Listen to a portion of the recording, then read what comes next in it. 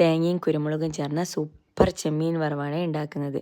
അപ്പോൾ ആദ്യം പാൻ എടുക്കുക. പാന് ചൂടായതിന് ശേഷം അതിലേക്ക് വെളിച്ചെണ്ണ ഒഴിക്കുക. അതിന് ശേഷം 2 ഹോൾ ഒനിയൻ കട്ട് ചെയ്ത് വെച്ചിട്ടുള്ളത് ആഡ് ചെയ്യുക.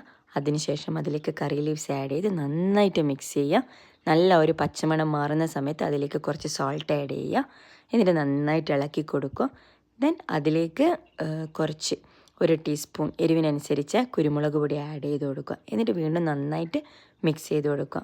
അപ്പോൾ ഈ കുരുമുളകിൻ്റെയും കറി ലീവ്സിൻ്റെയും ഒരു സ്മെല്ല് തന്നെ ഒരു നല്ലൊരു ഫ്ലേവറാണ് നമുക്ക്.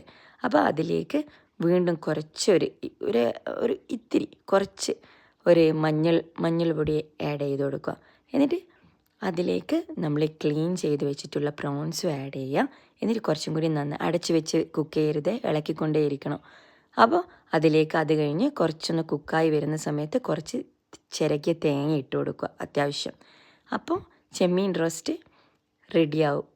അപ്പോൾ നിങ്ങളൊന്ന് ട്രൈ ചെയ്ത് നോക്ക്. നിങ്ങൾ പേജ് ലൈക്ക് ചെയ്യണേ, പേജ് സബ്സ്ക്രൈബ് ചെയ്യണേ പ്ലീസ്.